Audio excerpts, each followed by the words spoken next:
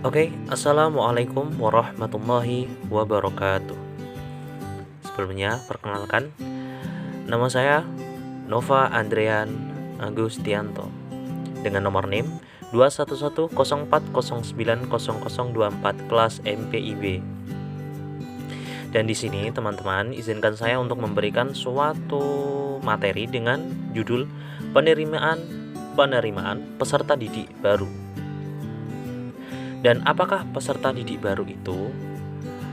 Peserta didik adalah makhluk Allah yang memiliki perbedaan individual dengan individu yang lain, baik perbedaan yang disebabkan dari faktor endogen maupun eksogen, yang meliputi segi jasmani, inteligensi, sosial, bakat, minat, dan lingkungan yang mempengaruhinya. Bagaimanakah alur penerimaan peserta didik baru? Marilah kita bahas. Penerimaan peserta didik baru meliputi pengumuman pendaftaran, seleksi sesuai dengan jalur pendaftaran, pengumuman penetapan peserta didik baru, dan daftar ulang. Lalu bagaimana manajemen peserta didik?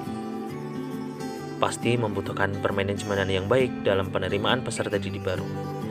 Dan manajemen peserta didik ialah upaya pengaturan terhadap peserta didik mulai dari peserta didik masuk ke suatu sekolah dasar, lulus, atau keluar dari sekolah secara langsung. Prinsip manajemen peserta didik: 1. Dilaksanakan sesuai dengan peraturan yang berlaku. 2. Merupakan bagian dari komponen manajemen peserta didik secara menyeluruh. 3. Melahirkan kegiatan yang dapat menjunjung perkembangan potensi peserta didik, baik dalam ranah kognitif, efektif, maupun psikomotorik. Lalu bagaimana teknik-teknik pengelompokan peserta didik? Marilah kita bahas. Teknik-teknik pengelompokan peserta didik dapat didasarkan pada 3 aspek, yaitu berdasarkan kemampuan, berdasarkan kegiatan, dan berdasarkan sosio-emosional. Lalu apakah kalian pernah mendengar sistem zonasi dalam penerimaan peserta didik?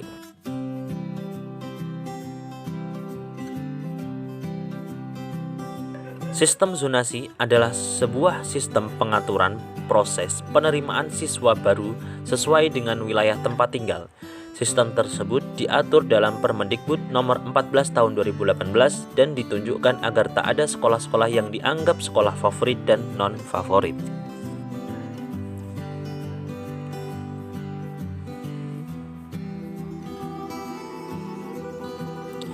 Lalu bagaimana dampak dari sistem zonasi tersebut?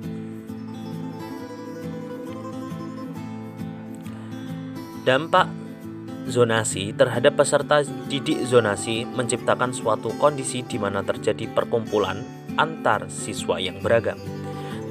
Terjadinya perkumpulan siswa yang mempunyai kapasitas dan kemampuan yang berbeda-beda, ada yang mempunyai akademik yang tinggi dan ada yang rendah. Dan inilah tanggapan dan pertanyaan dari beberapa masyarakat mengenai sistem zonasi.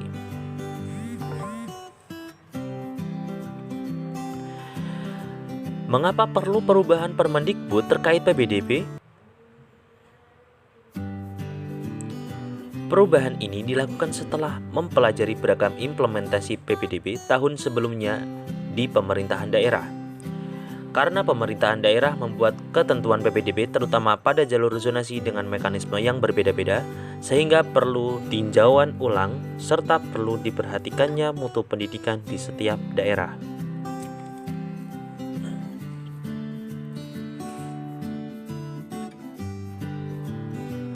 Jika yang bermasalah dalam pengatur PPDB adalah pemerintahan daerah, mengapa pemerintahan pusat perlu mengganti aturan?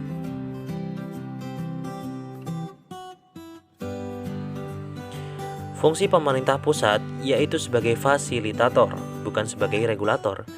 Pemerintah daerah kesulitan melakukan pemetaan jumlah usia anak sekolah yang sedang mengikuti PPDB dan jumlah daya tampung yang tersedia di sekolah.